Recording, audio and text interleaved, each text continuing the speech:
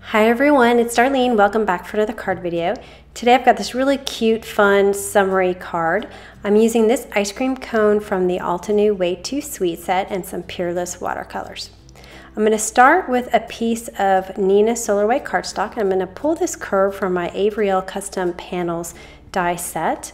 And I'm going to measure 1 1/4 of an inch from either side, and that's just so that I can easily center this curve here. So I'm going to make sure that my curve hits those pencil lines on both sides, and then I will draw a guideline underneath my die. And this will make sure that all my ice cream cones are in a perfect curve. And I'm also going to mark the middle point, which is 2 3/4 inches, and I'll stamp my center ice cream cone on that line. I'm stamping my ice cream cones in VersaFine Black Onyx ink. And I'm going to stamp that center one because I already have the line drawn for it. And then I'm going to move off to the right just a tad, and I'm going to line up the top of the cone right on top of my pencil line. And there's plenty of room to fit all 4 of these cones going to the right, and then I'm just going to do the same exact thing going to the left. After they're all stamped, I will sprinkle some clear embossing powder and heat it to set it. And this helps me stay in the lines when I watercolor. Now all I have to do is erase the pencil lines between the ice cream cones since I stamped directly onto the pencil lines. I'm using a pretty thin brush. It's got a very fine tip, number 6 round. And I've pulled the first 2 colors that I'm going to use, Rose Red and Scarlet Cake. But before I apply any color, I'm going to put some water down on the ice cream. So I'm going to cover the whole thing with water, just some plain water. And this is going to kind of prepare my cardstock to blend the colors that I put on top.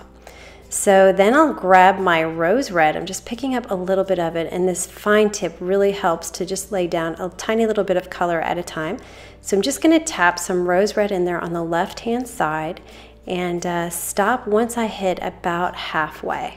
And I want it to be pretty dark, so I'm going to apply quite a bit of color. And then I'm going to take the Scarlet Cake and go from the right to the left. So I'm going to drop some in here and kind of pull it over to the left a little bit, but not too much at first. I want them to meet each other, but not until I'm done. And so once I'm done applying the red, I just kind of tap the line between them. And this gets them blending. I'm going to let them blend on their own, but I am going to keep an eye on it because I may have to do a little bit of adjusting depending on how much they blend. For my next cone, I'm going to take the Rose Red out and I'm going to move the Scarlet Cake up. And now I'm going to introduce an orange. This is going to be orange yellow. And I'm going to do the same exact thing I did on the first cone. Put some water down first. And this time I'll take my Scarlet Cake and I'm going to drop that in on the left side of the cone. So you can see I'm developing a pattern. So whatever's on the right side of one cone is also on the left side of the next cone. You can see that I'm pressing down the cardstock with my fingers because it is warped just a tiny bit, and I want to balance the water. I don't want it kind of going in one direction because of the way the paper is bending. So I'm going to do the same thing here. You can see I'm dropping in the orange, and then I tapped it right in there, and I see that there's quite a bit of orange on here, so I'm going to wait and see what happens and then adjust as needed. I noticed the Scarlet Red was creeping a little bit too far over on that first one, so I took a dry brush and kind of pushed it back over. And then I grabbed my Rose Red again and dropped a little bit of purple in there. And I know I'm trying to be a little probably too perfectionist about this, but I definitely want to make sure that both colors are visible. Now you can see on the second one, the red is kind of pulling up on the left, and that's because my paper is bending. So I'm just going to kind of pull it up and hold it up a little bit. And then I'll take my dry brush and sort of make it a little more even. And I'm going to hold that up for a little bit while I do the next cone. So I'm going to get rid of my Scarlet Cake, move up my orange yellow, and I'm going to introduce now yellow, this brilliant yellow. It's really pretty. And again, taking the water and just putting it down all over the ice cream. And now I'll pick up my orange yellow, drop it in, just really kind of tapping it in. It's going to spread a lot faster if you have more water. So if you feel like you're a little out of control, then try using a little less water because you can always add more water. Then I'll take my brilliant yellow and I'm going to drop that in to the right and see how this blends. So I'm going to really drop a bunch of it off to the right and then just kind of tap it together so it's barely touching. And I'm keeping an eye on it at this point. Everything's looking good now. So I'm going to move on to my fourth cone, dropping the water And then I'm going to move to a green color. So I'm going to take my orange yellow out of the way and put in the grass green. Dropping in the yellow first, moving it to halfway, and then cleaning off my brush, I'll grab some of the grass green and drop it in on the right hand side. And this, I noticed, immediately started rushing over to the left and then creeping over slowly. So I'm kind of I'm going to pull up the paper a little bit so that it drains a little bit to the right, so it's not creeping into the yellow as much. But I'm just going to kind of watch that and move on to the next one. So here's the next cone, which I'm going to now add some blue. So I'm going to get rid of my brilliant yellow, move the green up, and now I have this butterfly wing blue. I'm not happy with the movement of this green, so I'm going to take a brush that's just damp with no color, and I'm going to flick the green over to the right a little bit, and we'll see what happens with that. In the meantime, I'm going to start dropping color into the next one. I've got my grass green, and then I'm going to drop some of this blue on the right. Now, I've had these Peerless watercolors for 2 years, and I am still working on the same palettes I started with, and these are just ones that I cut from the original pack, so I still have lots more. It's a really great investment for the money. Watercolor is so unpredictable. You get a different look every time. You can see I have more water on this one than the other ones, so I kind of dried my brush off a little bit and tried to absorb some of that extra water. Now, if you look at the green, it's really kind of taking over my yellow, so I'm going to take my yellow and add some more and kind of push that green over a little bit. And this is kind of what makes the watercolor interesting, right? So I'm really watching this and I'm being really careful, but this is so enjoyable and relaxing to kind of, blend my colors together and, watch them and adjust them. It's actually quite fun. And of course, if you wanted to, you could just drop color and let it do whatever it wants. It just depends on what your personality is, I think. I wiped my brush on a tissue so that I could absorb some of this green that was pooling up on the left-hand side. And as I did that, I kind of pushed it more toward the middle to give more even color coverage to each color. And now I've noticed that there's kind of a line between the two colors on my second cone. So I'm just going to get a little bit of water on my brush, not much, and just go over that line, and it just disappears. If your watercolor is still wet, there's a lot you can do to fix it if you need to. Time to switch colors. I'm moving out my grass green, moving up my butterfly wing blue, and I'm coming in with a purple called Heliotrope. I think that's how you say it. It's a really pretty violet blue. I'm just gonna switch sides here so that I can get the cone and the paint in the camera.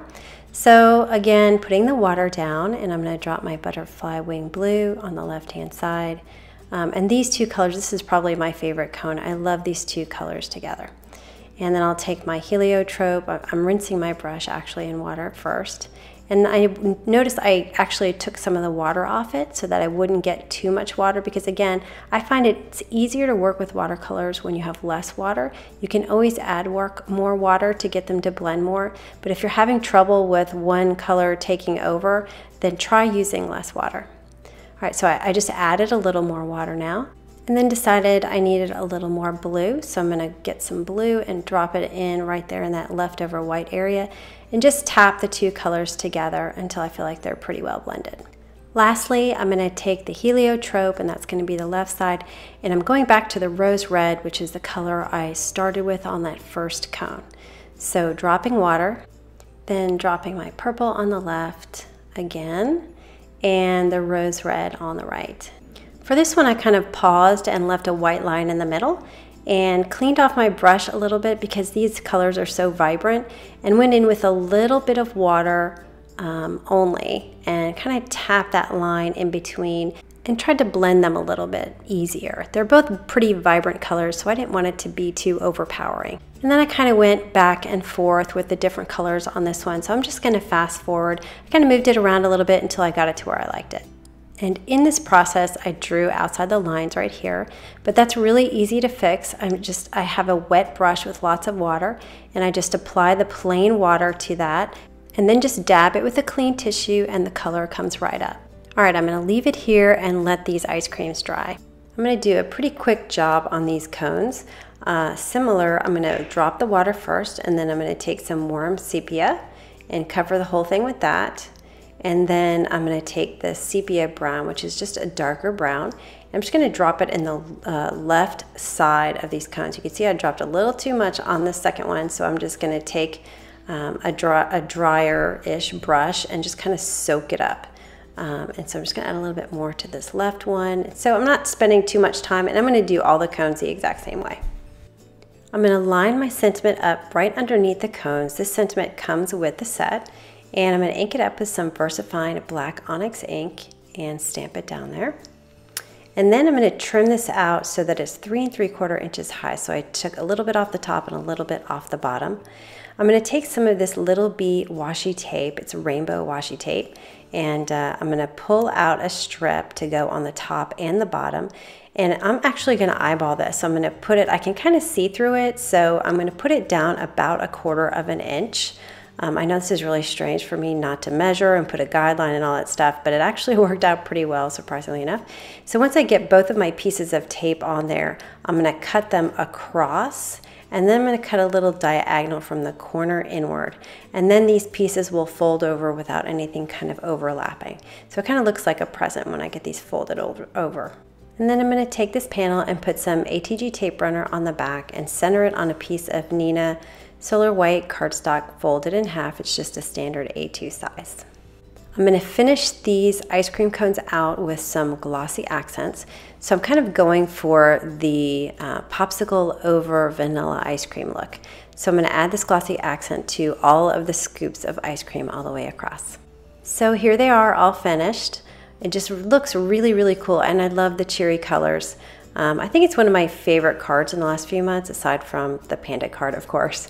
So anyway, that is the card for today. I hope you enjoyed that, and I will see you next time. Thanks for watching.